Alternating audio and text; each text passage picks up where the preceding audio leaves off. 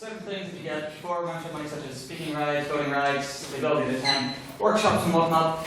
So we would very much encourage you to pay that small £4 that really goes a whole long way towards this small adopted society that needs a home. Something like that. Small. Yes. Yes, stick around there, right?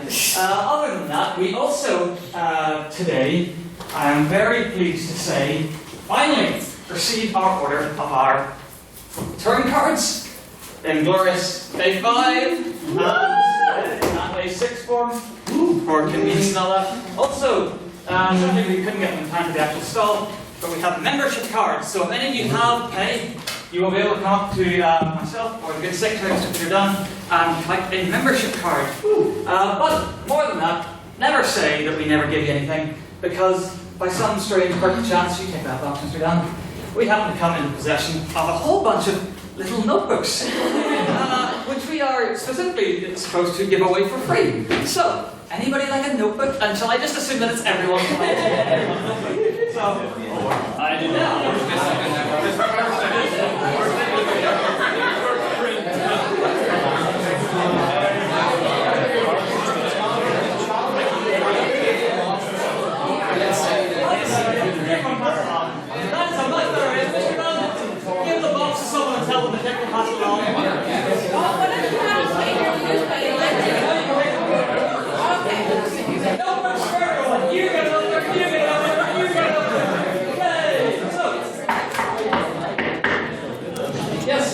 I have hawk-like vision, so if anybody takes one of them, I will see you. And I will find you. Doing that really indecent, said he was doing that.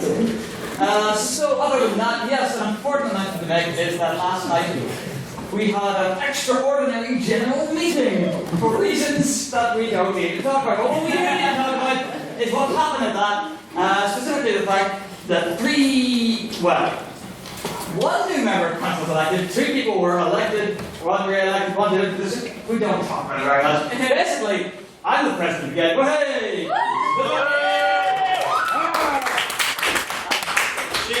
Yes. That was for administrative purposes. Never mind. More importantly, we have a new secretary. And he most certainly deserves a loud and long round of applause. So I'd like to introduce you all, and you'd better stand up as soon as I lay down the point on. I'd like to introduce you all to our duly elected secretary, Mr Peter Moor.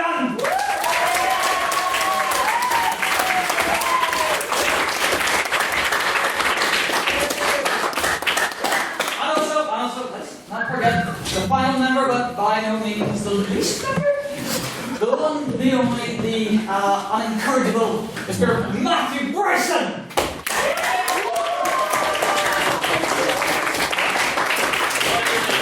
Mr. Bryson was elected to the role of term convener, and so retroactively he designed that term part. So, other than that, the only announcement I can think of that I need to make is that it is confirmed, it is totally confirmed. We will be paying a trip to the wonderful Parliament building in Northern Ireland Stormont on the 18th of October. That's a Wednesday. We need to be there at 2 p.m, which probably means we should meet here at say 1 and leave at 1, but the fine details will be worked out.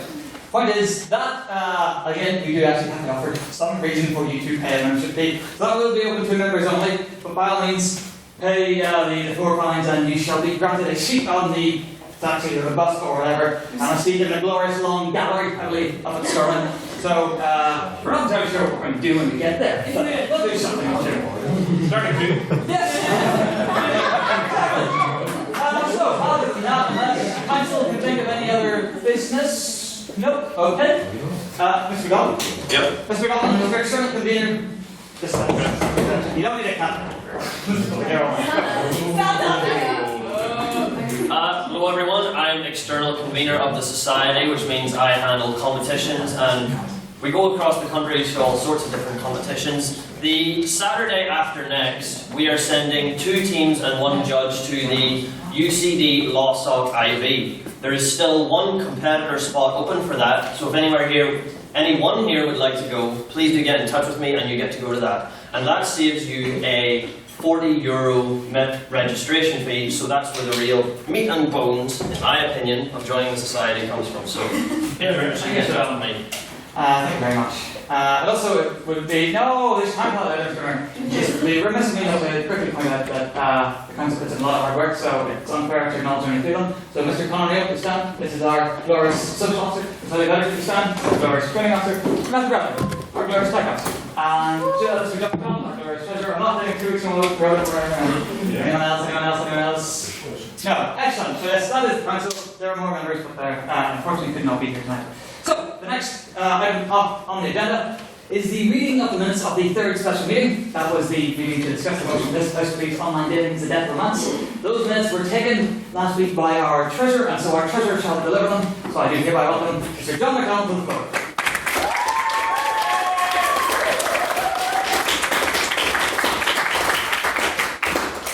Just before I begin, the President talked about our trip to the Parliament. I'm not sure if it's quite accurate to call it that. The 21st September 2017 saw the third special meeting of the 169th session of the Literary and Scientific Society of Queen's University, Belfast. The meeting took place in the Senate room and was attended by 50 members. The evening took place abruptly with the ex-President Matthew Bradley, storming in and shouting good evening, with, might I add, thunderous applause, only to be reprimanded by the Literatic's true president, Mr Calvin Black. Some brief announcements were made regarding the upcoming EGM on Wednesday the 27th to elect a new president, secretary, and a convener, and the signing up of new members being forthcoming. Great hunt on today, the motion for the next week's debate, or should I say this week's, this House wouldn't go with Queen's, and the unfortunate cancelling of the LGBT plus debate. Minutes were read and accepted. Private members' business was not heard during this week's debate, and instead we moved on to President's questions. Questions were heard from Ms Campbell, inquiring as to what the two presidents had for breakfast. Mr Hugh Dobbin inquiring whether the skip that started the evening's affairs was rehearsed or not. Mr Finbar Rogers was fined a bottle of port and 2 subsequent bottles later, might I add. Dr. Stephen Goss asked, has he got them here? I think he's gone. Hey!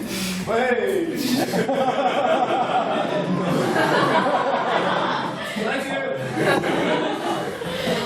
Dr. Stephen Goss asked the President to join him in the anniversary of the 225th anniversary of the first declaration as a French Republic, that it went downhill for the French since the Revolution, but of course the President could not answer that question. Mr. Johnny Finlay asked what happened in private members' business, and Mr. Scott Moore asked for the President's opinion on the, and I quote, glorious Students' Union. Unfortunately, we couldn't get an answer from the President. He was struggling for the math. Ms Ciaran Campbell then asked the one final question, asked when the two presidents had done, what the presidents had done in their roles over the summer for the interest of the society. Then the President explained the order of business for the debate, and thus began the evening's debate. This House believes online dating is the death of romance. There were 6 speakers. Mr Shea Glasgow began the evening with a poem from the bard himself, Mr William Shakespeare.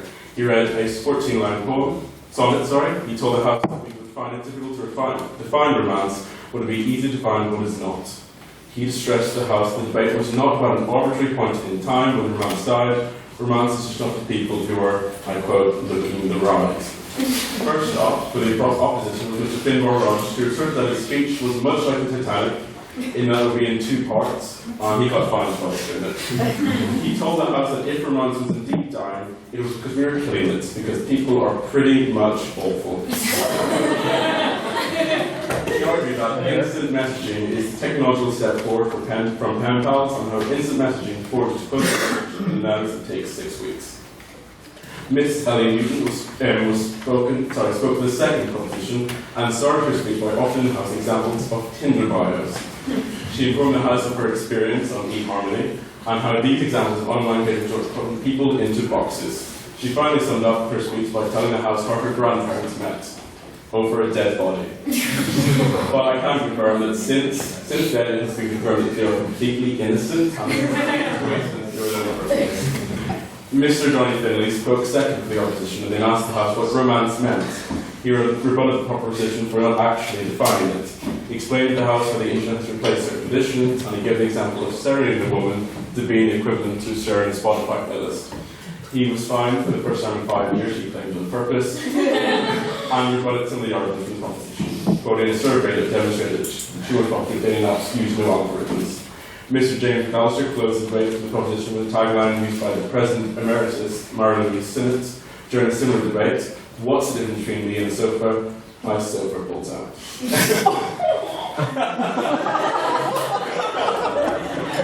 Best reaction ever. He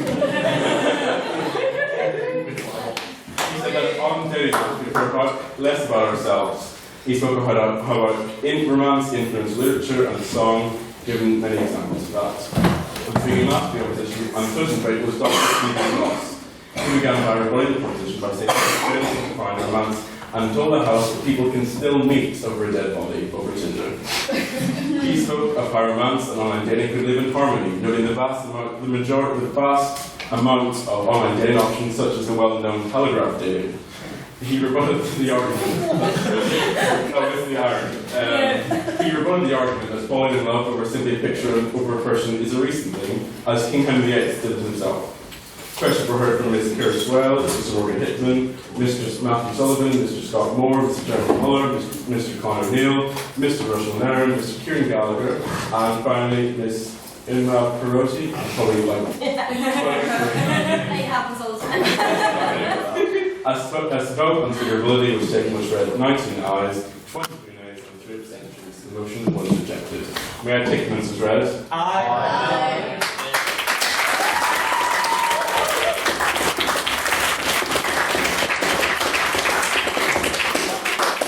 Thank you very much, Mr. MacDonald. Okay, so the next item on the agenda is some private members' business. This is a very fun part of the evening. This is basically when, before we actually start discussing the motion at hand, anyone of you here can ask a question to the House, or to anyone other than me, basically, because that happens later. But before that, a piece of private members' business was actually submitted by email, and it is unfortunately rather heavy and serious, but it does need to be said. So, this is the 169 session. As you've probably known it by now. The president of the 164th, 5 years ago, was a man named Andrew Brothers. He sent us this email today, and he requested that the following motion be put to the House. That this House expresses its condolences at the death of Mr Seamus Kelter's BBC journalist, author, and father of long-standing and most valued member of this august society, Mr Brendan Kelters. Mr Brendan Kelters, unfortunately, isn't known to most of you now, but he was a truly valued and beloved member of the society, so much so that at our annual formal we still give out an award called the briefly Mr Kelters Award, named after his affinity for giving long points of information, and the then President's affinity for shouting briefly Mr Kelters at him. So yes, there's really nothing else to say except that I strongly urge the House to pass this motion. So once again, the motion is that this House expresses its condolences at the death of Mr Seamus Kelters, BBC journalist, author, and father of long-standing and most valued member of this august society. I believe Mr Finbar Rogers had seconded it already, so that is it seconded. Can we please move to a vote? All those in favour, please raise your hands and say aye. Aye. All those against, say nay. All those abstaining, say nothing. Very good. The motion is passed unanimously. I thank the House for doing that. I can say that Mr. Brendan Kelter is a friend of mine, so I can only imagine what he's going through right now. The next item of business is just a quick one. Quick tell the House. Is anybody else really feeling the heat? Because I'm good fellow there, the one I'm assuming is a Pink Floyd t-shirt. Possibly be willing to kind of tell a little bit of they need to do it with more. They already open to this, push them back. Thank you very much. And see if there's any more we can talk. We're walking the tables all the time. Well, the discourse isn't heated enough. There's no thing. The notepad boxes. The notepad boxes, please make their way back to the end of the table there. But yes, so on to actual private members' business. Does anybody have any private members' business? President Emeritus, Mr. Benjamin Murphy. I'd like to start off An item of business that is Order. not that I would previous item of business, but I feel this is very important to the House. I'd like to pass motion of censure to the Honourable Member Mr Calvin Black for insults to good taste. Less than an hour ago he disclosed to me that he found the idea of pineapple on pizza to be most agreeable, and I find that even if he hasn't brought society into disrepute, he has brought himself into disrepute, and I beg that you move to censure him. Seconded. All those in favour, say aye. On that point, Well, yes, Mr. Dobbin. there is one slice of the pineapple left. There is 2 slices of the pepperoni. That is precisely I think that this House must acknowledge, in light of this impression, that pineapple on pizza is a good topping ingredient. Yes, gentlemen. May I inquire how many pizzas were provided with pepperoni as opposed to those provided with pineapple?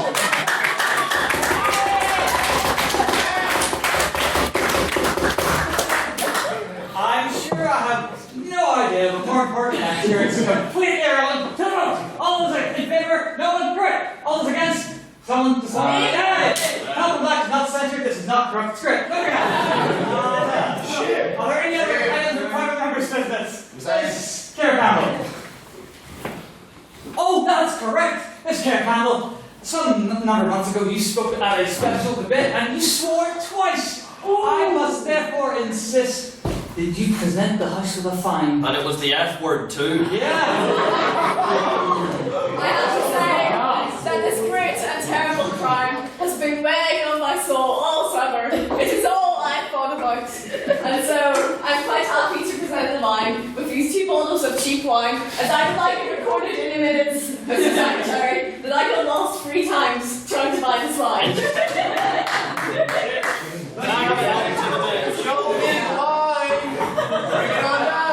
It must be acknowledged that most people here are new, most people are here for the debate. So, unless there's any really brief points of private members' business, we will proceed to the next. Tiny one. Ms. Christine.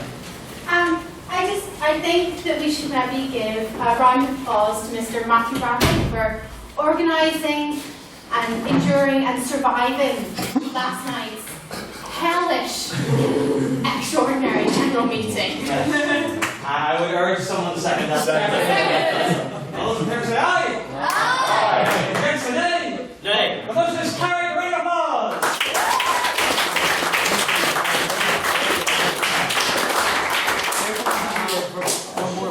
Mr. President. Oh, I should have said something.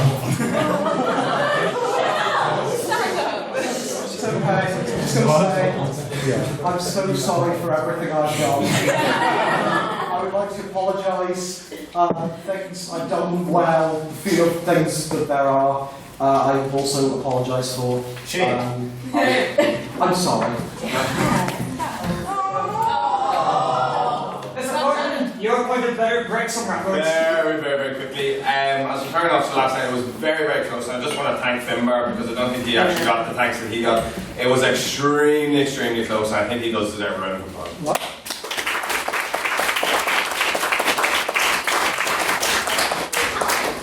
No. I don't think I can phone you with We shall do that. Yeah, so moving swiftly on. President's questions, we shall keep this short, because again, you're carefully. I'm not going to do what you think I'm going to do. Okay, it's worth pointing out, I don't know if I actually said this. I'm Calvin Black, by the way. I've exchanged granted in my psyche that I'm not actually going to say that I'm president, so I haven't been saying it, but I am now, so yay! I shall take a point from Mr. Scott Rhodes, far too enthusiastic, so. Mr. President, at the minute, in the city of Belfast, there are, say, 50 sessions a week, but only 1 letterific debate. Do you agree that instead we should have 50 letterific debates and 1 session a week instead? I don't know if you can tell, but I mean, I personally feel like the pale visage of death. I expect I would like to. So please, dear heavens, no, don't make me do this 50 times a week. I love it, but it will literally kill me by the end of like the first week. I will take a point from Ms Lilianna Vetter. That's That's every time. You know, I probably do this. what did you have for breakfast? I have a bowl of Shreddies, soy milk, and a glass of cranberry juice. Yes, that as well, because I had to rough it out. Mr. Sullivan. Right, for one side, a genuinely serious President's question. Right, so, many of you won't know why I'm asking this specifically, but to make a long story short, for about 160 something years, there were no ties in any elections ever. In the past year, we had 2, and after the first one, everyone was like, oh, we gotta have a rule to make sure we know what to do if this ever happens again. And then nothing ever happened, and then yesterday it happened again. So, on the agenda for the next council meeting, is it on the agenda that a clause for tie should be discussed? And if not, will you please add it? Yes, the agenda hasn't been written yet, but I should it shall be very high up there. I'd also like to point out that last week I said that, much like the Conservative government, anytime something is pointed out to have gone wrong, I would blame it on my predecessor. So, I mean, perfect. You're so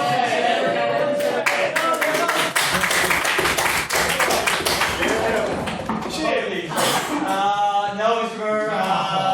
Dobbin. Alright, yeah. I would just like to ask you to briefly understand, yeah. So, probably most people who are new to the society probably came here expecting just a debate, and we've had about half an hour of parliament people. So, if you could explain to new people attending the society why we do all that before the debate, and you know, that is traditional. I mean, yes, it is most certainly traditional. For those of you who don't, for those of you who do not know, the society was founded in 1850 by one E.L. Duncan and Lawrence Duncan, and has existed in many forms over the years. For a while it was a paper reading society, before eventually naturally evolving into a debating society. It's one of the oldest in Ireland, definitely one of the oldest. I mean, that's pretty big. This fella's from... We know. Yes, and then all was going well until about 1960, the height of the Troubles, when everything wasn't going well. The president started stripping down the waist and challenging people with rights and stealing alcohol from the SU. And we got disbanded by the union, and possibly the university. Maybe both, maybe one of them. I don't recall. The point is that we're back. The society was refounded in 2011 by the eternal leader, Mr. Paul Shannon, and yes, we can't recall him that, it was passed out of the House. And since then, the society has only gone from strength to strength to maybe not so much strength to strength again. And yes, here we are with a packed house, and it is very lovely to see you all. In a less literal, more subjective explanation, I personally, I've been coming here for 5 years, and after like maybe the second, I wasn't even coming here for the debates anymore. It was just like this whole nonsense. That's not a real fun part. One more question. Okay. 2 more, and you better keep it short. Mr. Campbell first and Mr. Rogers, and then no one else. I'd like to ask the President, did you just make a comment about the Conservative Party and remove your impartiality?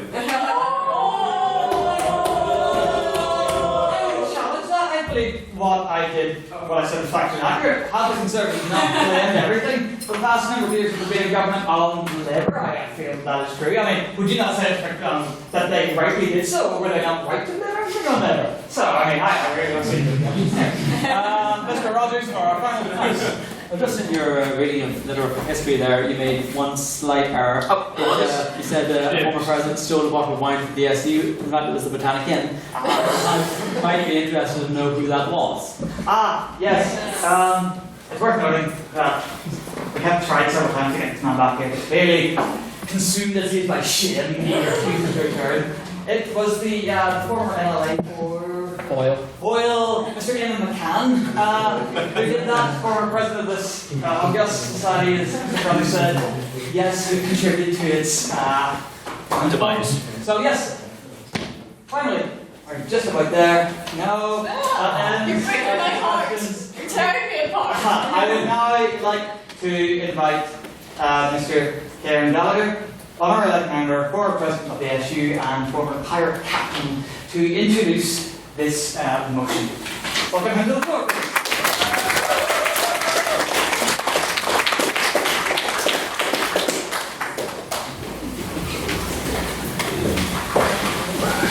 Thank you, Mr. President. I'm going to be very brief, ladies and gentlemen, those of a non-binary nature, because I also debate get underway as well. So basically, I thought this was a funny motion to bring up, seeing as this is a fresh debate and most people have just made up their minds basically where they're going to go and where they're going to spend the next few years of their life.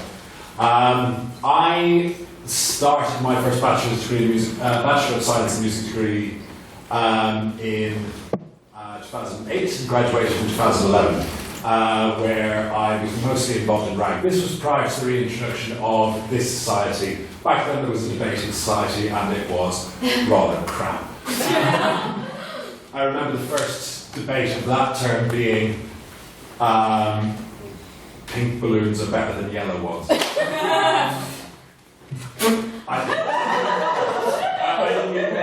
But then I came back here to do a Masters in Sonic Arts in 2013, trying to stay away from student politics. That didn't work out.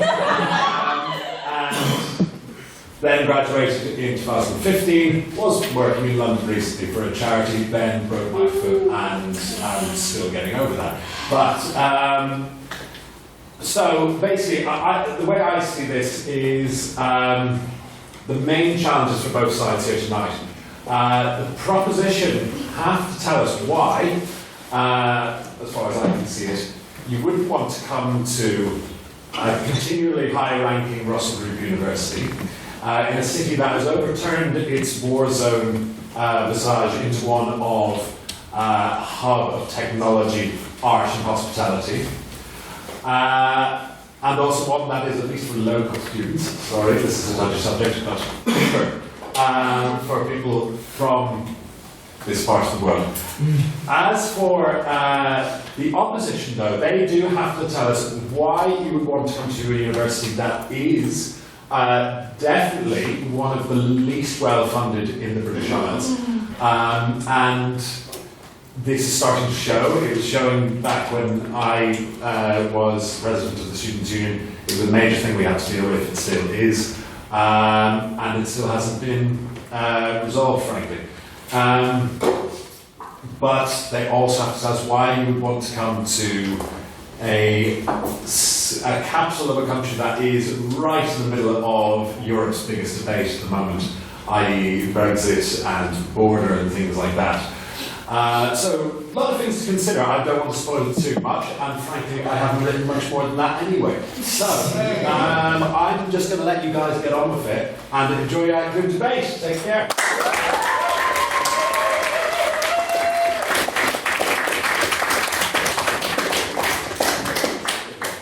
Gallagher? No problem. One quick thing to do. We take a vote on per opinion. So we'd like to know what your opinion on the motion is right now if we have heard anything. So, can all those who right now we vote in favour of not going to please raise your hand and say aye. Aye.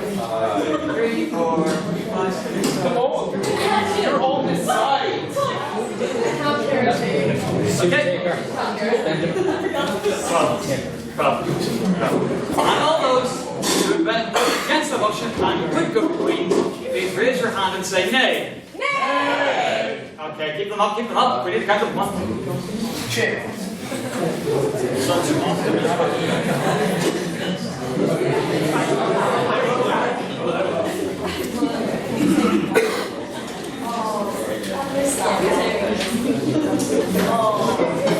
Okay, and just, is there anyone who'd like to abstain? Please raise your hand and say Matt. Great. 4. Why you guys recommend secret password? Okay.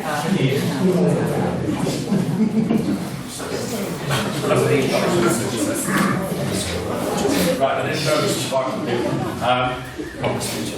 brilliant, thank you. I would now like to invite Ms Lilianna Vetter, HLM, for the proposition to open the debate.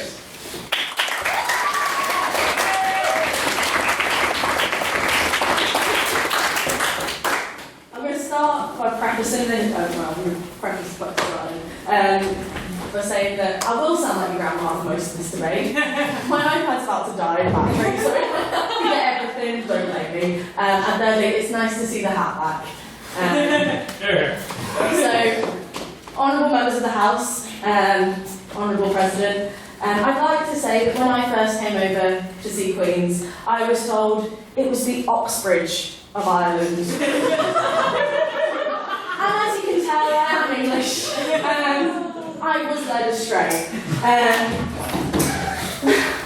I'm going to start telling you a little bit about me and why I ended up at Queen's and what I've been doing now. So I've just graduated from doing an undergraduate in English and social anthropology. Like yourselves, I once wandered these majestic halls of that one bit in the Landing building where Galileo sits imposingly staring down on me. I too got lost many times looking for my classes, but I got there eventually, and somehow or other I managed to get myself a degree. I'm still not quite sure.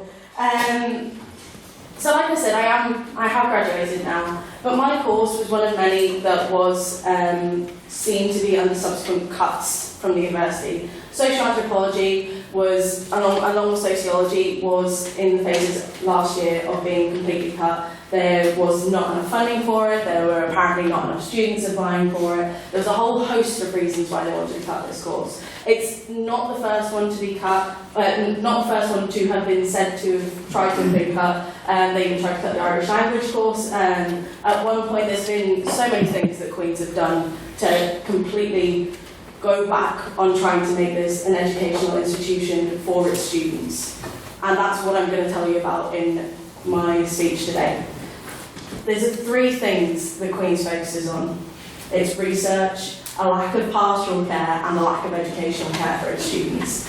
And in my time in Queen's, so 3 years now, I can tell you that I've seen all of them come to heads. I've been heavily involved in student union stuff, I've been debating, I've done all sorts of things in my time. And quite frankly, from speaking to teachers, from speaking to PhD students, there is this massive drive, there is this incentive in Queen's to get them doing research. Research, of course, is an amazing thing. It's something that we do need, and it's something that universities themselves need. However, it's not the be-all and end-all. We come to university to learn, we come to grow, we come to be people who need to go on to then do that research. We're not here to start off doing that research. Queen's is now up there with Cambridge. It's supposed to be one of the best universities in the world for research. However, being a Russell Group university and being a research university doesn't mean that you can neglect your undergrad students. That's not how this works. The undergraduate students at Queen's have had cuts to their mental health funding. They've had cuts to the Queen's the medical centre. Like I said, we've had cuts to the actual education here. That is not what you come to Queen's for. In order to have your mental health looked after, in order to have your then education looked after, you need to be looking at yourself first. And Queen's need to be having that duty of care for you when you come to the university. They have not done that. So, and that's something personally I can attest to. When I was walking home from work today, I phoned up my parents and decided to have a chat to them about all the awful reasons why I shouldn't go to Queen's. My mother, of course, was like, why the hell are you still in Northern Ireland? Come on, you graduated. My dad was like, yeah, it's awful, down with Queen's. I still don't quite know why.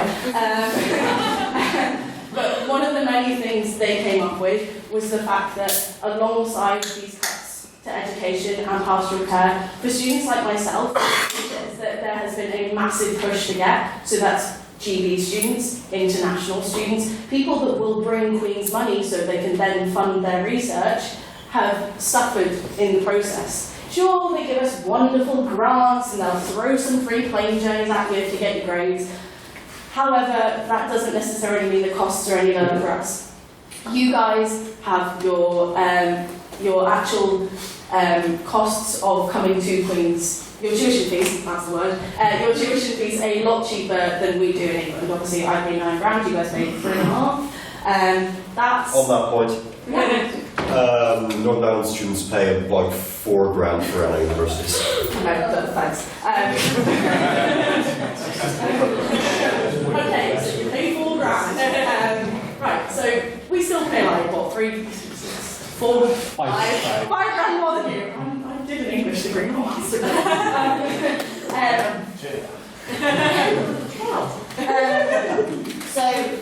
pay a lot more money for you to then fund all this research and to subsequently fund you, because if you haven't looked recently, your government's not giving you a lot of money. And although Ciaran said earlier, as Ciaran said earlier, even it is one of the most poorly funded universities in the UK, something that personally I don't think it should be, because there are so many amazing things that Queen's do. It turns out fantastic students, but it lets them down time and time again. And that's something that I just don't think any of you probably realised when you came here. You've all been coming, a lot of you I imagine are Northern Irish students. Am I correct? Can I see show of hands if you come from Northern Ireland? Yeah, so like, a good lot of you are Northern Irish students.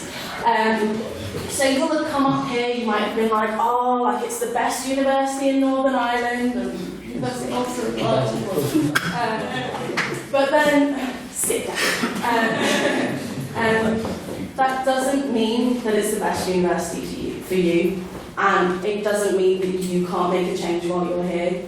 And that's why I do think that you should vote in favour of us today, because by saying that you are voting against going to Queen's, you are saying that you actively want to make a change now you're here, that you want to stand up and show Queen's that you deserve better, that you deserve to be treated so much better than you are going to be. And I would like to say, I'm sorry for scaring you all. Thank you very much, and good night.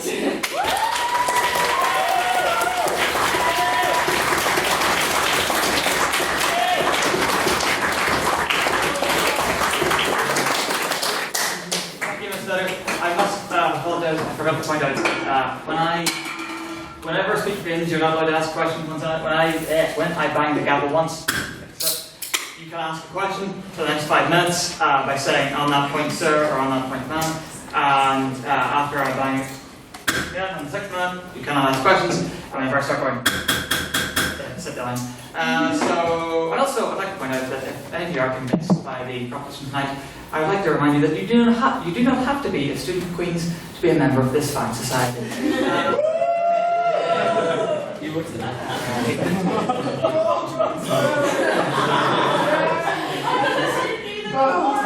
I don't even go here. I would now like to introduce to him for the opposition, Mr Peter Moor.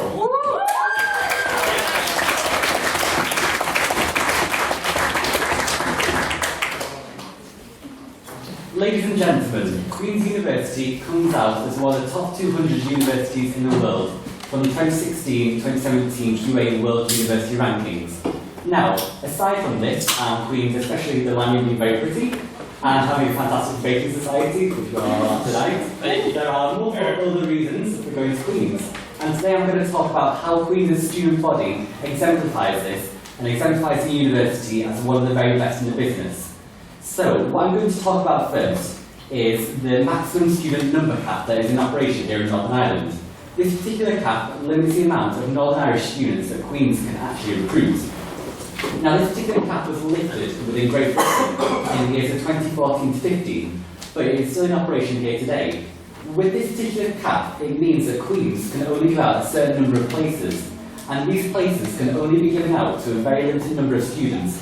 And that means that Queen's will only give out their places to the very best students that Northern Ireland has to offer. This therefore means that Queen's will eventually have the very cream of the crop in terms of students, especially Northern Irish students. And if you, sitting here, like Lily said, are a Northern Irish student, you've got to feel that if your place is well deserved, you being a student of Northern Ireland. You fought hard to get that place with that competition, yes. And it's all well and good saying that, oh, you're going to pick the cream of the crop from Northern Ireland, but when you look at the entry grades for, so it's like BBB, if you'll do a joint honours degree, that's technically not the cream of the crop if you're coming from England, or if you're coming from anywhere else in the world. I'm going to talk about GB in a minute, so I'll come on to that. I'll come on to that right now, actually. You may not know that GB students at Queen's are actually on the increase in terms of student numbers. I think it's around like 14% right now. And once again, we have the cream of the crop in terms of GB students as well as Northern Irish students. So I'm going to illustrate this in 2 particular ways. So one way is that the GB students have a certain amount of confidence to them. They've come across from England or Scotland or Wales, and they've come across this confidence. They've been able to up sticks, leave the family support network, leave their friends, and come over to Northern Ireland. And this is regularly cited by graduate employers who actually interview lots of Queen's students, and they say that they've got that confidence, and that is perfect for the job that they want. So this does mean that in terms of confidence of students and that certain calibre, Queen's has a cream of the crop. And further to this, Lily roughly mentioned some of the scholarships that Queen's has in terms of GB students. So there's, for instance, tuition fee waivers of up to £2,500, and there's also ways of getting £1,750 off and free flight money as well. So this makes Queen's an extremely competitive university, and it's very appealing to others. And as we know, there are a lot of Russell Group unis across the UK, but Queen's can be set apart from these other Russell Group unis by these scholarships. People will see these scholarships and want to come to Queen's because they do know that they'll be financially rewarded for it, something that is no doubt important to a lot of students. So I think this is a point that does have to be considered. And with this competition, yeah. Can I just make it clear to the House that you do have to get a specific amount of grades in order to get those scholarships? And like, obviously that's well and good because it's a scholarship. Sorry, I'll sit down. The scholarship level is dependent on your grades, and you must achieve your upper grades to get these scholarships. However, you've got to consider that because you've got to get these grades, it's very, if you come to these, you will have got the grades. I know there is a way to go through clearing, but you've got to consider that everyone who comes to Queen's will have that generally when they come to the grades. So because of this competition that people will see at the outset, prior to actually receiving their grades, they'll have that competition from other Russell Group unis, and Queen's will therefore be seen by many as a university to go to simply due to this element of competition. So that thank you. So that will give you the cream of the crop in terms of GB students. So I know I keep going on about the cream of the crop and what that, but what really does that mean in terms of Queen's and why you should go to it? Well, it will actually lead to attracting top academics to Queen's. Your academics are in front of your lectures, and they want an enthusiastic body of students to lecture in front of. They want you to be interested in the subject you are studying, and therefore those top academics will be more likely to come to Queen's. In fact, regarding the University Guide in 2016, it said that students are taught by the very best academics, by the world-leading academics, and that has to be considered because if you're being taught by those world-leading academics, then you are far more bound to get a better education. And also, in terms of that cream of the crop thing that I mentioned earlier, it does mean that you'll be in a strong student body. Everyone else around you has fought for that place, whether they are from Northern Ireland, whether they are from GB or international students. They are all here, and they all fought for that place, and it was a tough fight to get it, as that matter of fact illustrates. So you being amongst that strong, diverse student body means that you can work and collaborate together amongst each other, and there's those strong students, and if you work and bounce off each other, then it's more likely that you'll kind of thrive off at university. So that is why I would therefore urge you to go to Queen's even though you are already.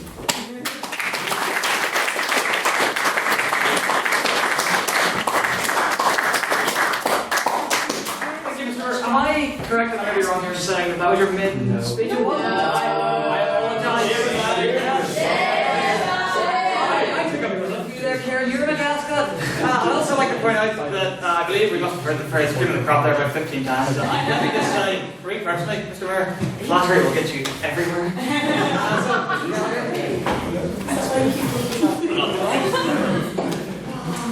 Thank you, Mr. Moore. I would now like to invite Ms Ciara Campbell for the proposition.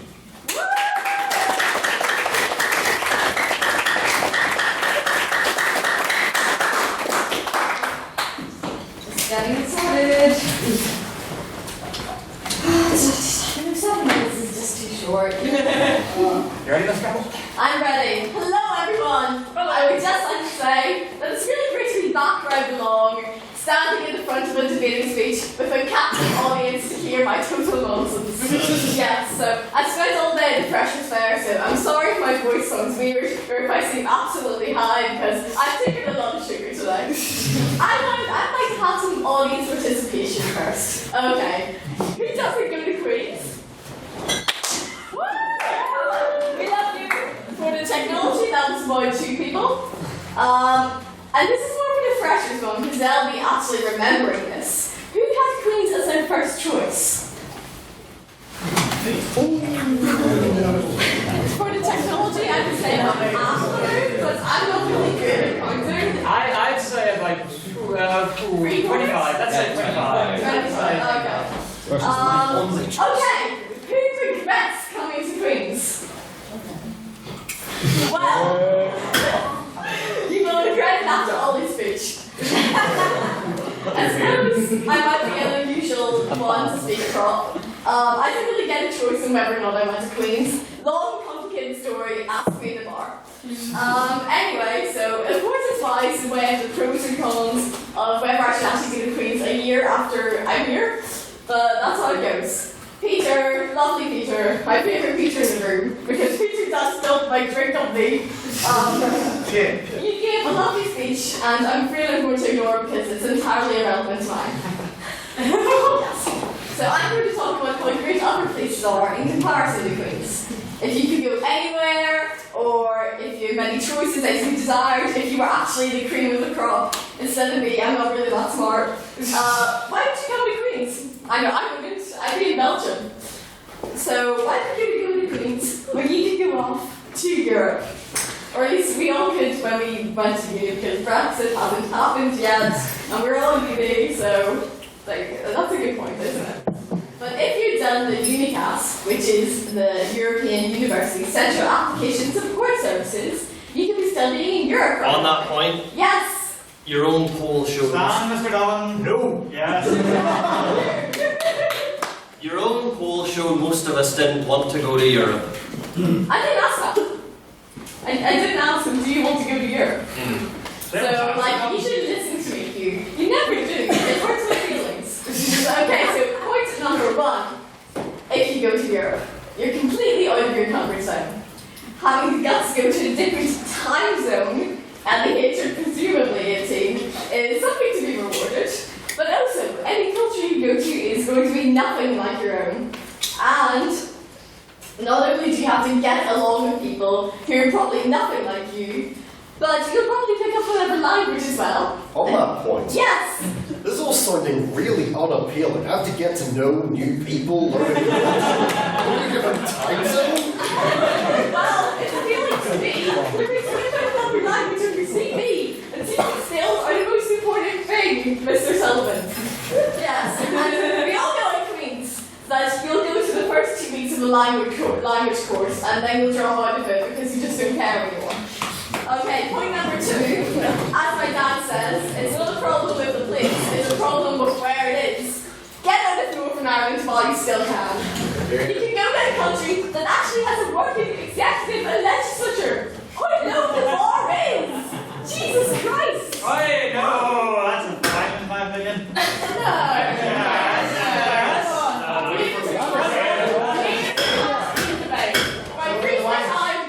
As chair, I overrule.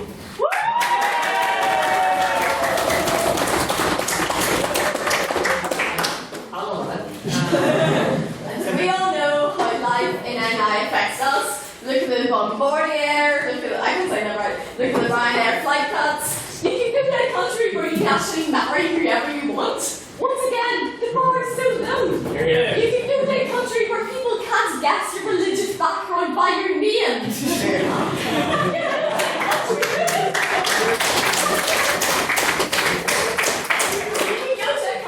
Where you don't have to wait months, years, or even a decade for healthcare. The bar is super low, guys. On that point, Yes, yeah, but in those countries you'd have to pay for your healthcare, whereas here it's free. most countries. Yes. My point is, if you came to Northern Ireland, if you're sick of this country, and I can assure you that most people are, don't go to Queen's. Why? Spoilers, Queen's is in Northern Ireland. Cheers. In Europe, far less debt. All universities in the UK and the US, they just want to squeeze money out of you. And I haven't been down here like blood from a stone, but I don't think that medical works, but I'm not an English student. And I'm a corporate student, we don't have any money right now. But as Lily said, Queen's only cares about postgraduate research students. Meanwhile, you can study for free in Austria, Denmark, Finland, France, Germany, Greece, Norway, Poland, Slovenia, and Sweden. you're a new student, so Brexit, I don't know what you were really thinking. On that point, Yeah? in all of those Scandinavian countries, have you seen the price of a pint?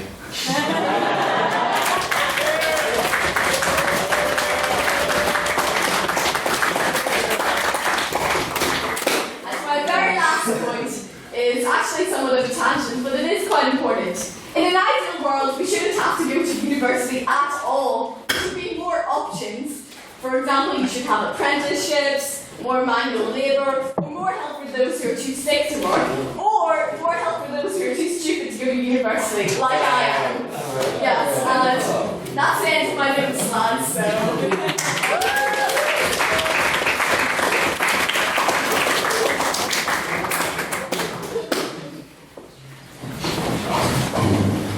Thank you, Ms Campbell. I do not understand this now. My name is Campbell, President of the Hugh County Affairs Society. There we go. Right. I would now like to invite Mr Matthew Sullivan to continue the opposition, please.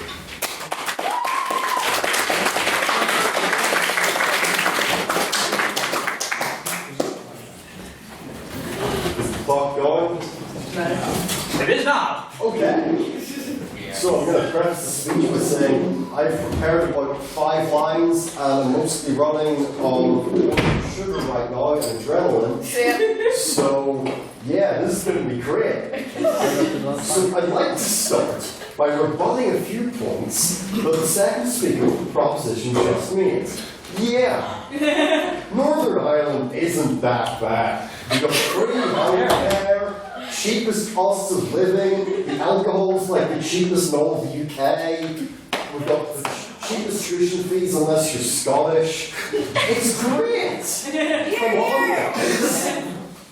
So, on to the rest of my speech. Now, as I say, I have prepared basically nothing, so I haven't time to do much research. So what I've decided to do is I'm going to basically go through a wonderful experience at this wonderful university from my own wonderful perspective. What? Sure. Okay, so you're basically going on anecdotal evidence, but your experience is not the experience of everyone else in Queens, in Northern Ireland. You're right, my experience isn't that of every single person in Queens and Northern Ireland. But a few of these points, in fact most of these points, are going to apply to a lot of people.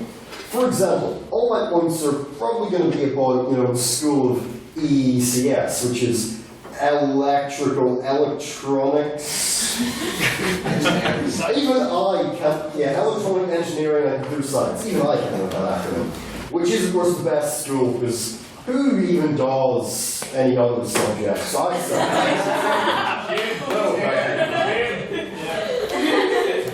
And of course, all my other points for Northern Ireland, they're completely universal.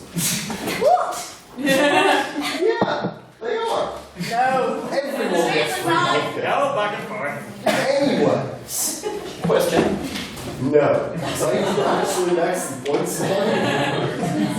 So, the School of ECS, which is Electronics, Electrical Engineering and Computer Science, got that right that time. Hey! It's consistently from top 10 league tables in Northern Ireland, and I think the whole UK. In fact, most of the schools are consistently. Sorry, it's really bugging me that you said that alcohol was cheap over here. It's not cheap. If you've been to England, you can get a Jaeger bomb. You can get 2 Jaeger bombs for like £2.50. We're not fit for some of the pubs I've been in, mate. It is not cheap. Is anyone else English? Does anyone else agree? Yeah. Look, I can get a pint for £2, and that's pretty cheap.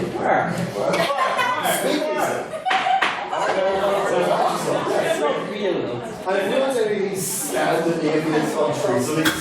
Order, let the man speak. If we went to any of these European countries, they'd be like, oh, you must buy your alcohol from the government bottle shop. And it's going to cost £50 for a pint. But we're going to use points, we're going to use euros. What is a euro? So, as I say, no, I need to make actual points. Points! No. Right, so most of our schools, in fact, university in general, is within the top 10 in the league tables because we're a good university. The entry requirements for most courses are actually pretty high. Like my course was 2 A's and B, a lot of courses are 3 A's, stuff like that. Oh, yes, no thanks. And the next one, our lectures. My lectures are all great, and I will assume that all of yours were great. I can just go up to any of my lecturers and be like, hey Matthew Collins, I need some help. And they'll be like, yes, I will help you. And I'll be like, thank you Matthew Collins. I mean, that's, all the lecturers are great, and I know this because all of mine are great. No thanks. Oh yeah, that's my next point. CSB, Computer Science Building. And I want to assume that everybody has the same level of facilities as we do, because our facilities are wonderful. We've got 2 massive computer labs. Well, thank you. And each one of them is filled with a ridiculous number of computers. Like the bottom lab, like half the computers are all gaming spec computers. You can just go in on a Wednesday evening and play League of Legends on university. They're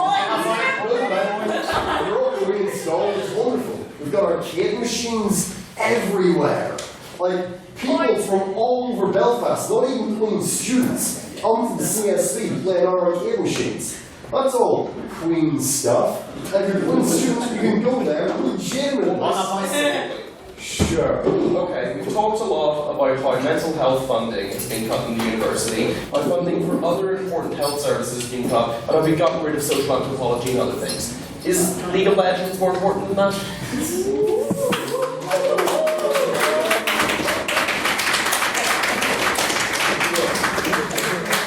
Frankly, League of Legends, I'm pretty sure is free to play, which means it costs the university nothing to install this. Whereas those things cost actual money. We don't expect them to spend actual money, because we don't get any of that.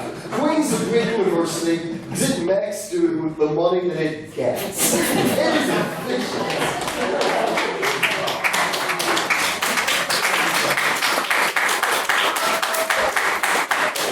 Oh boy, I'm really running out of things to say.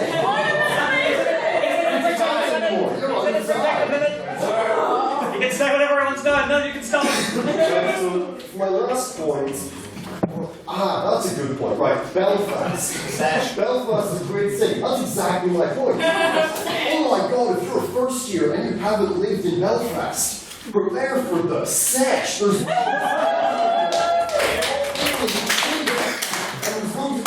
you know, Speakeasy, when there's a match on, they've got 2 pound pints. Basically everywhere there's like 3 drinks for £5 deals. It's wonderful. Yeah. I'm just like a shill for the pubs in Belfast now. But they're all great. You know, there's loads of great events. There's Botanic Gardens, they're great. That's near Queen's, it's really convenient. There's a Speakeasy, that's really convenient. I don't know. I don't know what things to say. I'm going to sit down before I continue to embarrass myself further.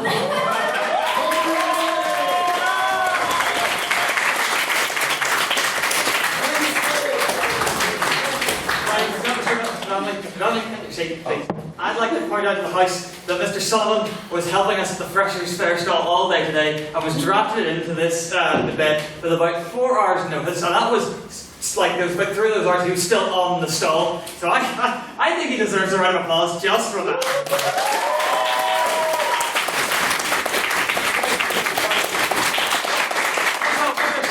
The only sesh that you, me, or anyone in this house needs is the 169 sessions of us. All that points. No worries, sir.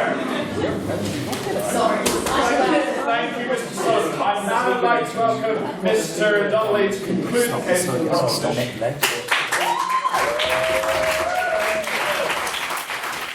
Mr. Olly Donnelly requested for his speech not to be recorded.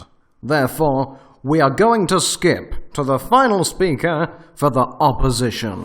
You will return to this house, Mr. Donnelly, but until you pay those fines, you will not be speaking. So, I'm not a member of the society yet. Oh, no, you know, those are other way of nevertheless, you still won't be speaking. I'm not paying.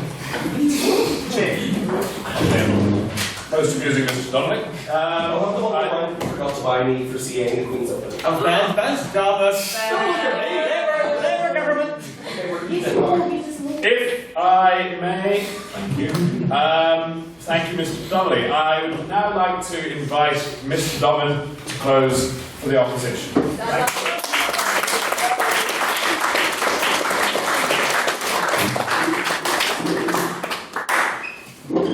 I've written rudimentary notes on this. It's out of charge, so I'm winging it.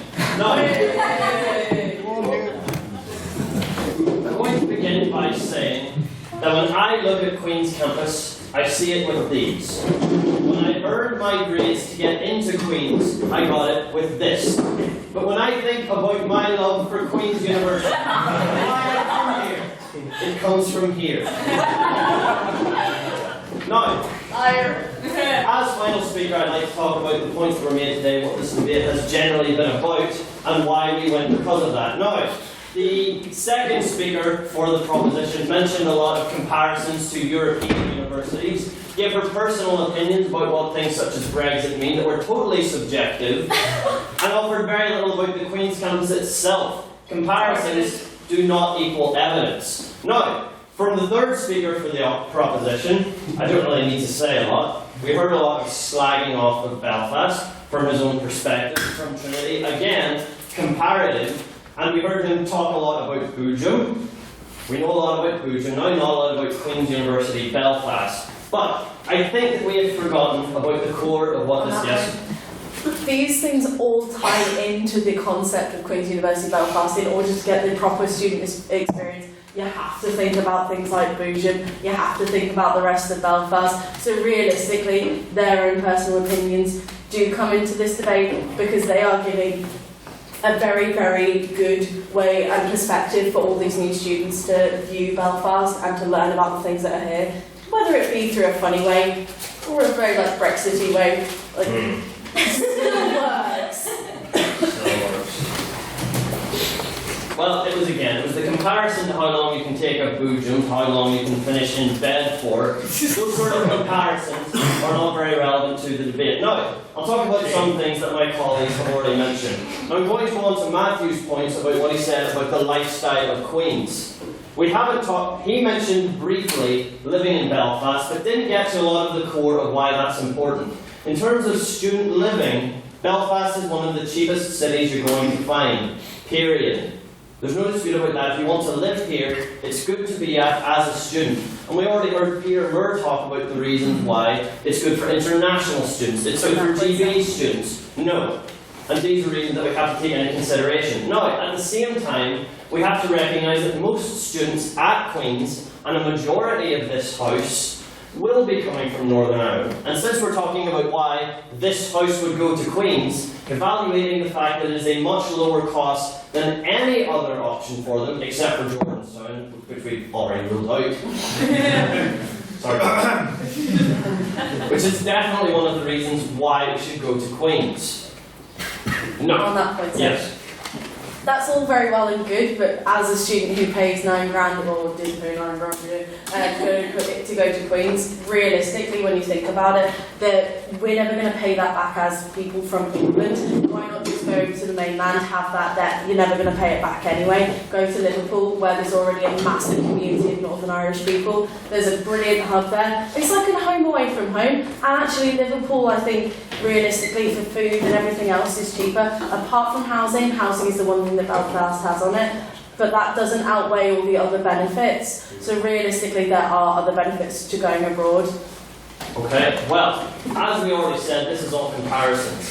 If we're going to take things like that, then it's apples and oranges on every issue. I've shown the majority of the house benefits financially from coming to Queen's, and that still stands. Now we have to move on about talking about the cultural and political situation in Northern Ireland. It's something that's been alluded to about our government. I don't necessarily think that talking about what the government does is that necessarily relevant for coming to study here. But no, we need to talk about it in Queen's as a whole and what Queen's represents. And what Queen's represents is students moving forward, and it represents Northern Ireland moving forward. It's said all the time, it's said by the government, who admittedly mistreat us as students, but this is where moving forward comes from. This is where our society moves forward, it's where our businesses move forward, it's where our infrastructure moves forward, it's where our brains move forward, and the talented students we have here, I can go again to our secondary school students, top the leaderboards on so many things. This is where Northern Ireland moves forward. No. And that is something that I am proud to be a part of. And that everyone sitting in this room should be proud to be a part of. And should be proud to go to University of Belfast. Queen's didn't say that part as well. On that, that's yes. Again, that's all very well and good, but when you are turning out all these amazing students at Queen's, that's very true. However, most of them are fleeing here because of the shit economy, because of the shit. My apologies, I'll pay it next week. Because of the poor government, there is therefore a poor economy. There is very few graduate jobs in Northern Ireland, which Queen's students can't get. So of course they're going to flee the country. Like, it just makes the most sense. They may well have come to Queen's, but they're going to need to leave eventually because there's no bloody jobs for them here, which means that their infrastructure's going to... Okay, so if you don't want a job here, live in a cheap city, get a good degree from a top-class university, move somewhere else, get a great job. Seems a win-win to me, no matter what way you go. Okay, now, I'm going to ask everyone something here. I want you to look to the person to your left. No. I want everyone then to look to the person to the right, and finish by looking all around the house. And ask where we are, and ask for the main reason that anyone should consider going to Queen's University Belfast. No. And that is the Literary and Scientific Society.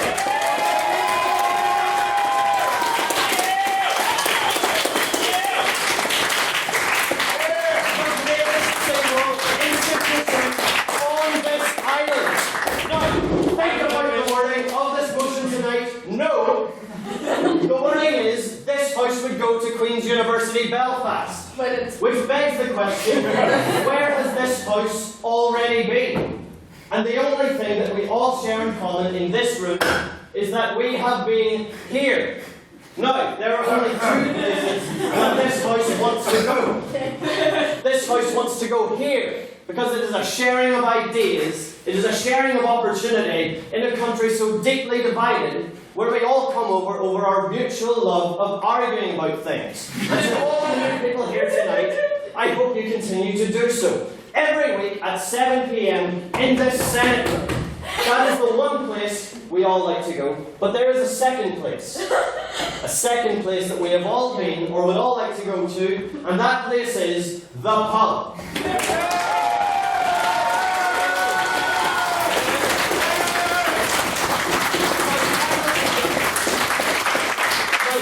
Suggestion is that I stop talking, we wrap this up, we reject the motion, and we go there!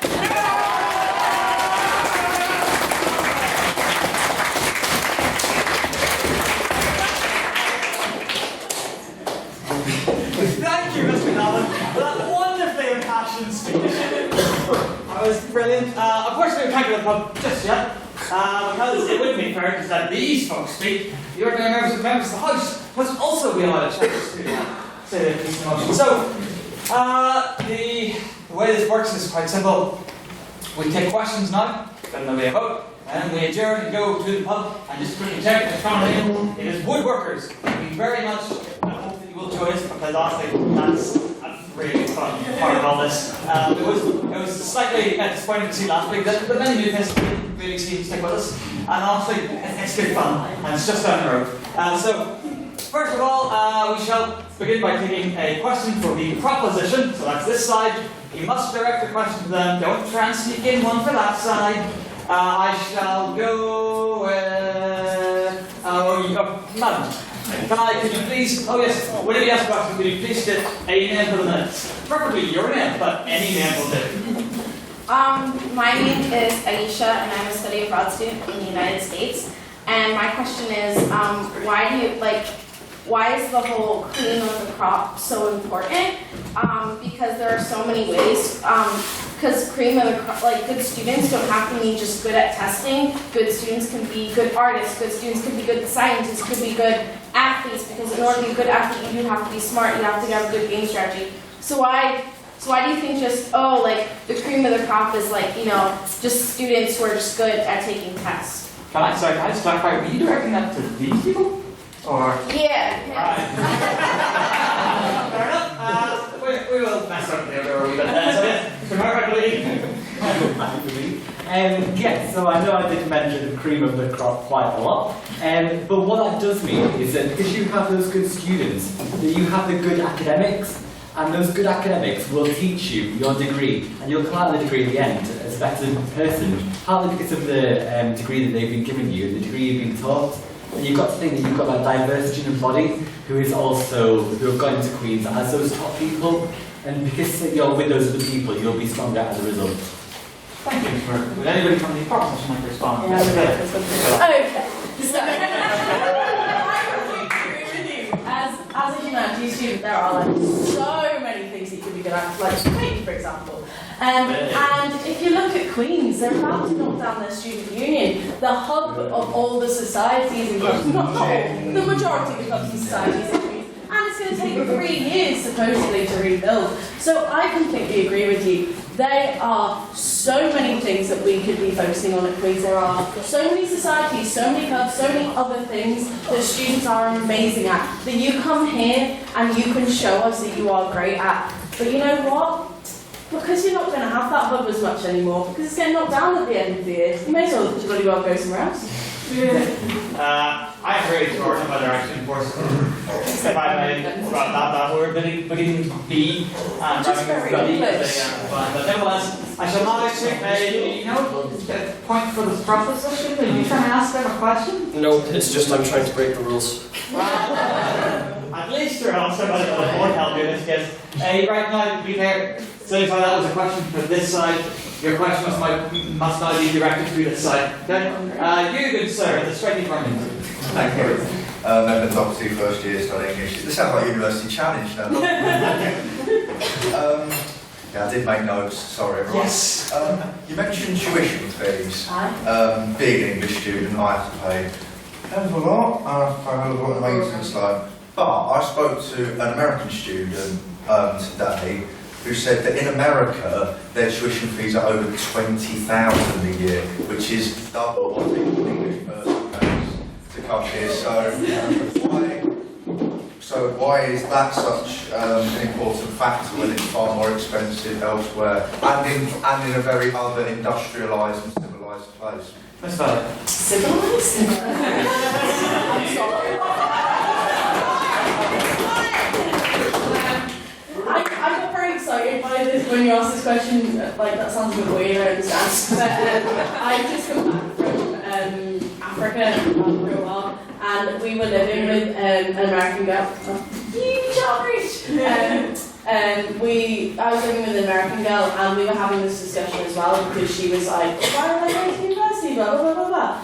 And generally speaking, to my knowledge, please back me up on this, as the only American person I know in the room, a lot of the local universities, you don't have to pay quite that much. It depends. It does depend, but generally speaking, from what I'm aware, in America, it is particularly subjective per university. At least in England and Northern Ireland, we have a very set thing. And I understand that your question was kind of why would you go anywhere else? But when you look at the way the cost, so my friend's about to go over and do a master's in Sweden, I think, and she was looking at her living costs because her degree is going to be free, and her living cost is going to be realistically less, even though it's more expensive to supposedly live over there, when it equals out to her the cost of having a degree and the living cost with loans and things. When you look at it comparative to most other universities in other countries, I'm saying most because obviously it's subjective and I can't speak on every single country,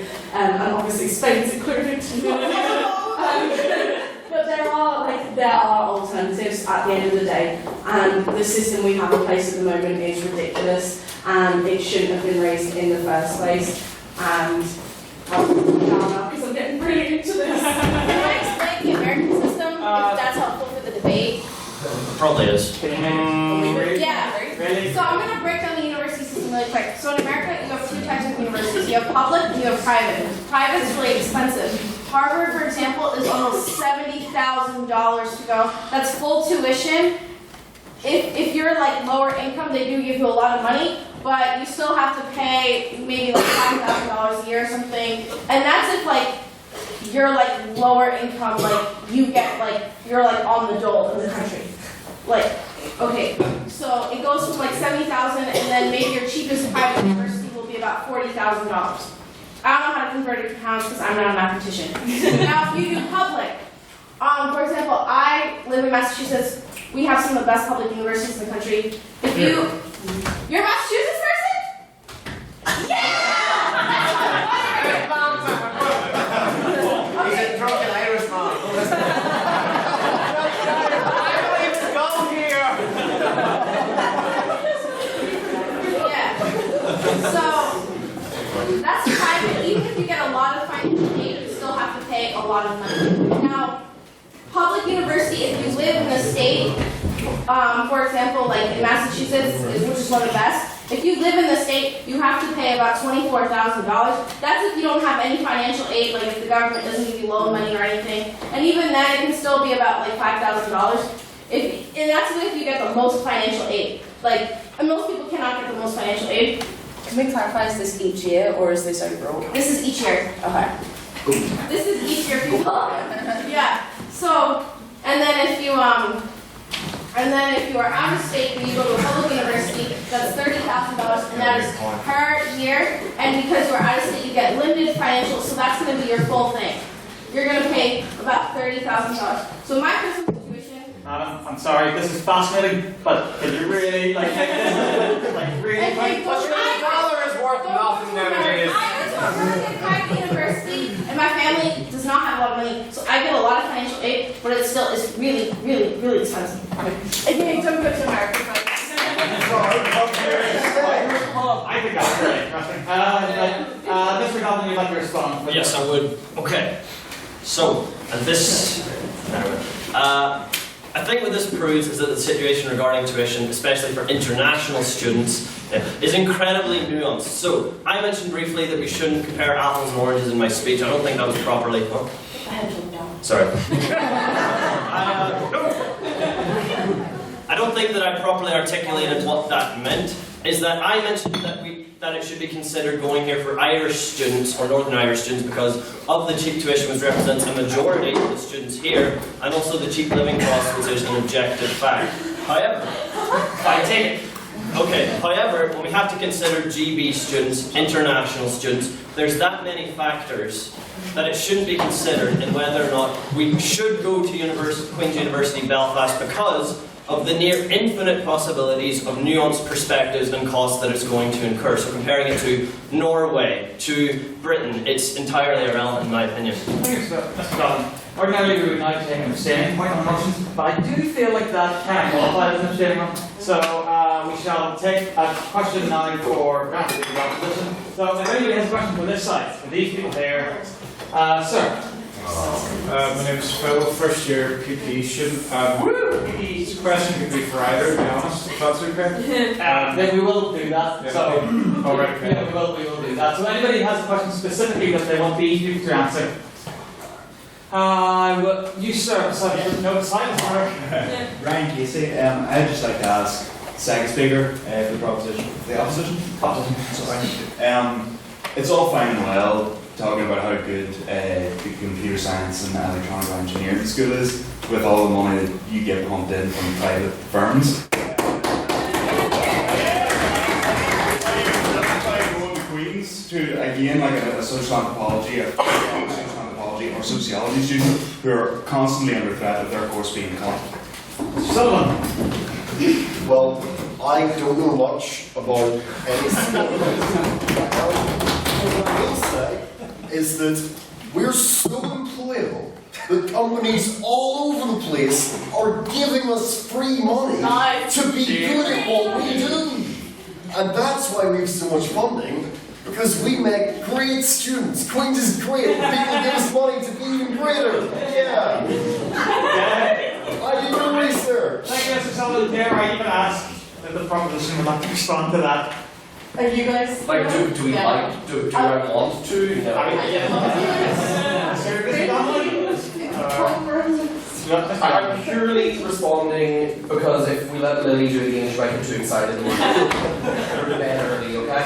Like, I just find the notion that certain courses fund lots and give lots of money for like specific things because you're super employable. Absolutely ridiculous whenever you look at the fact that this happens in pretty much every university, right? Where universities shit on some courses, I don't care, and other courses they promote and let go. The difference then with Queen's is that Queen's have systematically allowed the courses that are being shat on to be shat on, which is you lose social anthropology, you lose all those degrees, whereas places like Trinity, places like Oxford, Cambridge, all those kind of universities that we talk about, endlessly fund those courses, which is why that chap got a question for us in UPP.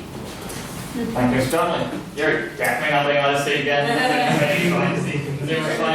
Will I take a question for the proposition? That is these fellows. Oh, wow. Okay. I will be picking someone new, so yeah, I wouldn't be bothered putting your hands up. I shall go with. Yes, you there with the glasses and the Abercrombie shirt. Yeah. Yes, my name is Ciara. I'm a final year law student. Boo, I'm sorry. I get looked at but it's okay. I want to be a barista, so I was with you until you said that. But my question for you guys is one of the main assets I think that Queen's University Belfast has is the people. Not to be soppy, but the friendships you make, great for yourself anyway, but also you can use them. Queen's is so niche, who else would come here? So whenever you meet someone in 10 years' time, and they went to Belfast or are from Northern Ireland and fled in the brain drain. Having that networking connection is very, very useful. Being from Ireland, because nobody really cares from Northern Ireland or Ireland once you leave here anyway. So we've got the wagon here. We can appeal to loads of different people. The Irish diaspora is insane. People love helping out the party. We can hack that up. We can use all of that. So I would like to address that. The Queens, when you're here, might not be amazing, but whenever you go out there, you can sell to the world and get a job out of it if you want. Very well said.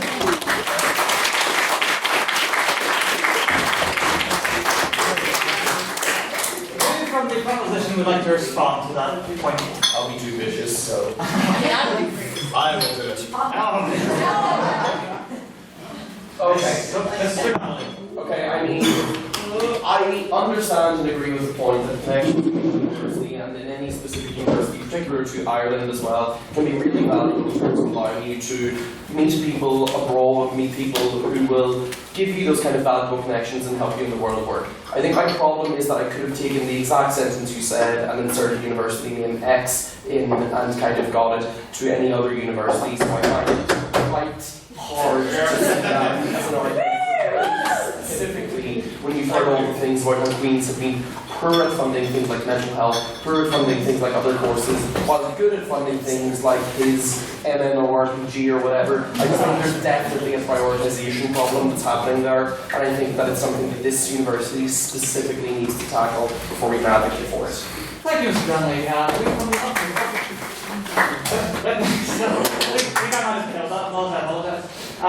opposition? Mr. Dobbin. Yeah, I do this way too often.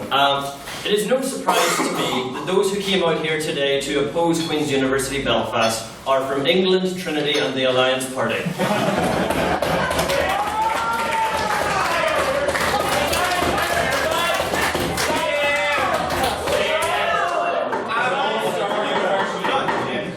On to what I was actually going to say. Sit down, stand up, it's a Catholic church, deal with it.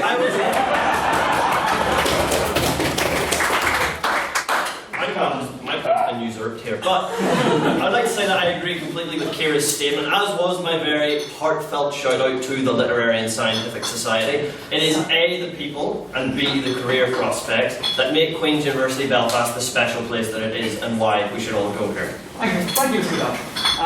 Now, good sir, you're an abstaining point. Start ahead. Excuse me, I give him the name now. My question is, a lot's been said about the lifestyle, a lot's been said about friends, a lot's been said about finances. Not much has been said about the education. So, if you have an opposition to the education that's done in Queen's, could I hear that? And is there anything that the opposing, is there anything that you would like to say about the education? Thank you. I've had 3 lecturers here thus far. No. Yes, the What about Campbell was that? I will allow the prof to respond first. He was educated. Hello. Well, like I said, if I haven't already handled it in a lot, I did English and anthropology. Obviously, that's a course that doesn't really have very many hours. And from speaking to friends who have done dissertations in subjects such as history and English and other things, a lot of the care when it comes to doing the biggest part of your degree is completely neglected. One of my friends spoke to, I know this is, you're going to be like, oh, it's all so fragile, But it is. But my experience of my education at Queen's is as follows. There has been a significant amount of neglect of several people I know, one of which who, doing her dissertation, which if you don't already know by now is the biggest piece of thing you have to do for your degree if you choose to do one.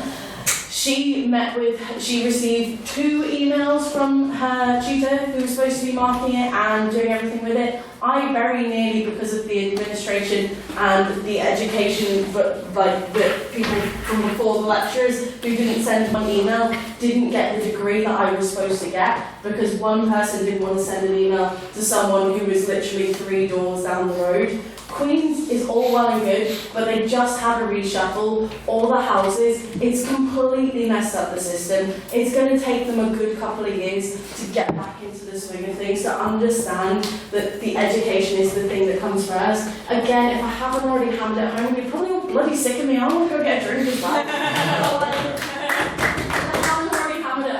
They are, in order to support your undergraduates, you can't neglect your PhD students. They're teaching you, for God's sake. Some of them come here to the debate society, and God love them, they're paid abysmal wages and have shitty hours. I'm sorry, I'm paying lots of alcohol. I can't wait for my collection next week. But there's so many things, and I loved my degree at Queen's. I loved it so much, but not because of the education. Not because of the education at all. I had lecturers who would bully you. I had lecturers who would not talk to you. It's all circumstantial, but it's so true. And I'm not the only one who will say this. You talk to anyone who's graduated, and I'm so sorry, but you make the best out of your education here. You hassle them. You bloody well do it, because you need a good education. And I'm so in your side. You don't get that in Georgetown.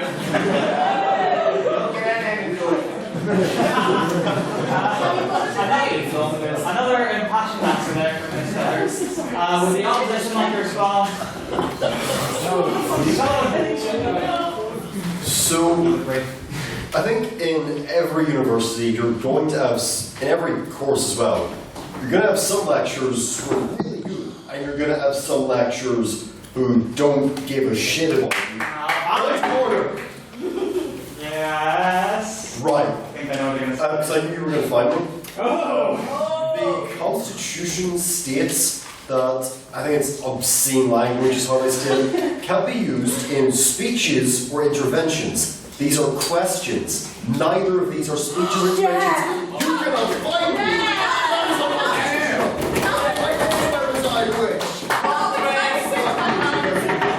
Point of order, Mr. Sullivan. As far as I'm concerned, the President has the discretion to find anyone he or she likes at any time. If they are going to breach the Constitution, sir! No, I think you'll find that that's not in there. And having been the chief constitutional authority for several years, now having amended it 4 times, drink bottles up. Look at it. I reject your point of find you, and I'll ask you if you sit down because we're really running out of time. Unless you want to make a very salient point very quickly. Okay, my point very quickly is, like, I think in my experience, like, most of my lectures have been actually very helpful and good. Like I don't know who that is, but like, in most of my classes, the education's actually been very good. You know, they've made a lot of effort to take lots of people from different skill levels and all bring them to the same skill level. And that's in a class of like 400 people. And like they've managed to get everyone up to the same level pretty quickly. I genuinely think the education given here is actually pretty good. Thank you, Mr. Sullivan. I would like to point out that we would ordinarily try to end these meetings at around 9. This is clearly quite contentious or controversial issue. As such, a lot of people probably want to go to the pub, and a lot of people want to ask questions. So, a quick show of hands, please. Who would like to have one more round of questions? That's 3 more questions. No. Who would like to have one more question? Who would just like to end questions? Apologies to those of you who wish to ask questions. The last 2 things to do are Mr Gallagher will get his closing remarks, just a few brief words, and we'll go to their vote, and then we'll be off to the pub. So, just a few words. Mr Gallagher, welcome back to the floor.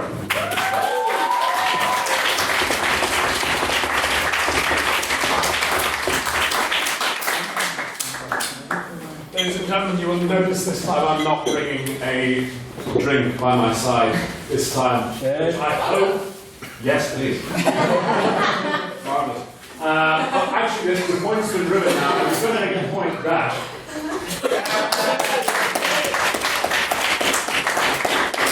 I will make a point this barman. I was going to make a point that I'm also always in a hurry to the pub. Bear in mind, this is postgraduate life.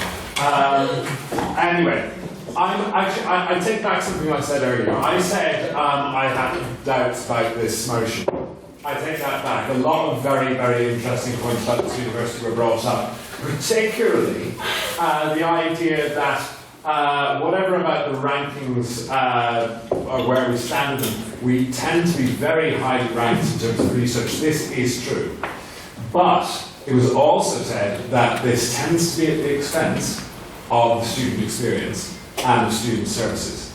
Now, it was also said, of course, that we also have fantastic new facilities. The Greek landscape has been changed significantly. Now, if nothing else, the building, some of you must go into the School of Law. I get lost.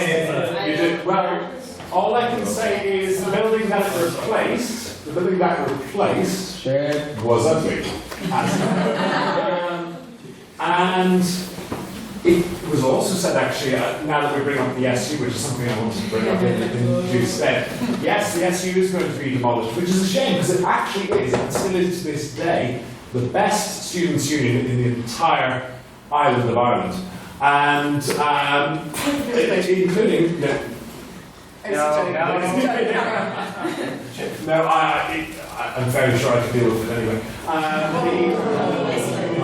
It is. But especially because, take for example, places like Oxford and Cambridge. Do you know where their student unions lie in terms of the student union rankings? At the very bottom, year on year, every single time. They have, at best, a 35%. Approval rating. That building across from you has never gone lower, at least as far as I've known it. It has never gone below 80%. It is currently somewhere between 85 and 90. Anyway, even though that building will be torn asunder, this students' union has been in existence for well over a century. It has moved before. It in fact bulldozed some pretty beautiful buildings to make way for that monstrosity that it is currently. It used to be, the students' union used to be, in fact, behind us, in what is now the School of Music, where this very society, which is the oldest in this university, as far as I'm aware,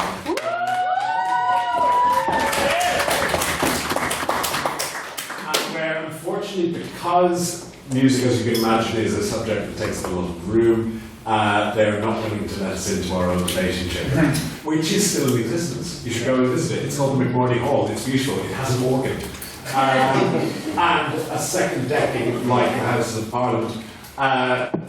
It's pretty much built after the model. Anyway, I was delighted to see so many interesting things about the education at this very university, the economics behind the funding of this university, the culture of this city, including the price of pints, and yes, I know the price of a pint is not still £2 on an ongoing basis. And you're perfectly right, Liverpool is far, far better, I know. But like a good £1.20 better, but still. Nevertheless, you are here now. So I'm not. It's not. If you haven't figured it already. That's far on. Fantastic. That's why we keep coming back. That is why. Well, rather, sorry. What I was going to say was, you are here now. So it's not too late to back out if you want to, unless you mind giving away all those thousands of pounds. I suggest you do personally, myself, make the better of it. And if we've learned two things here tonight, I think it's this. One, every service and every staff member at this university does come at a price, whether they're good or not. So, the funding in this university, in your students' union, and in the education sector in general is worth fighting for. Influence the policies that not just Queen's Union takes, but NUS-USI, that is it's a complicated little body, but it's basically the assimilation of NUS, the National Union of Students in the UK, and USI, the Union of Students in Ireland. And I do need to wrap up, so I will do this very quickly. But influence the policy around you. You can do it. It's as easy as going in and talking to the officers that you have to hand. It's very easy to find out that information. But also, do you know what? I did at a point, I don't remember it. So, without further much ado, I'll let the president of the society wrap things up, and let's hit the fucking hell.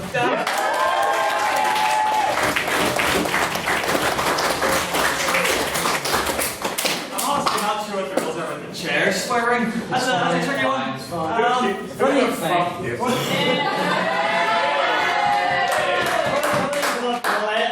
Flaunting of the rules, yes, you're fine with that. That's right. No, we are. No. Alright, so, folks, this is what's about to happen. We're going to take a vote. Mr. Sullivan, this is our social officer. He will be leading us.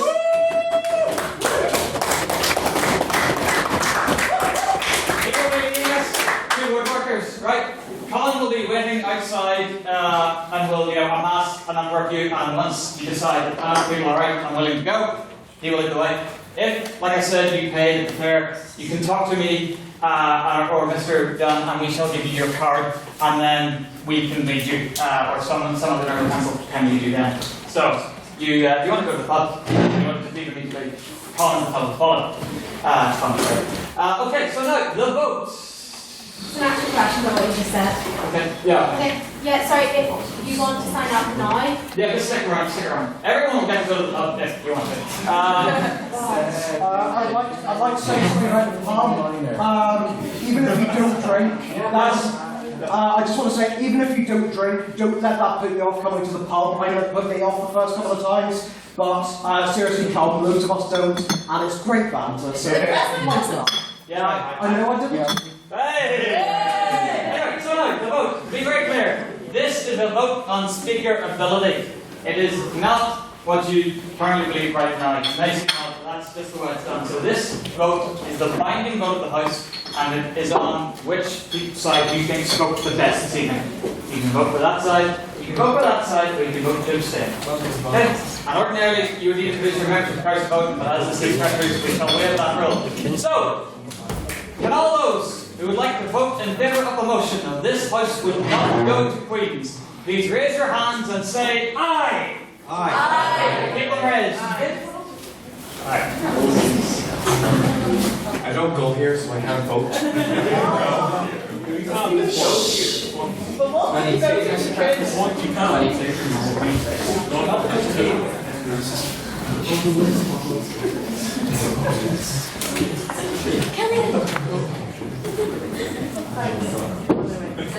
Okay, all those who would like to vote against the motion, all those who would like to vote against the motion, please raise your hands and say nay. Nay. Keep them raised, keep them raised.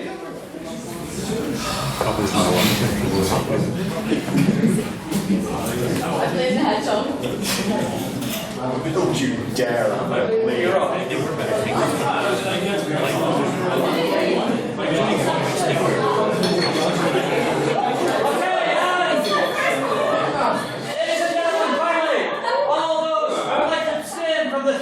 Who think that both sides spoke equally well, equally terribly, or wish to express no opinion whatsoever, please raise your hands and said loud, said proud, say meh! Meh! Yay! Mr. Secretary, could you please read back the vote? I certainly can, Mr. President. 26 people voted for the proposition, 33 people voted for the opposition, and 1 person abstained. For the opposition. Hooray!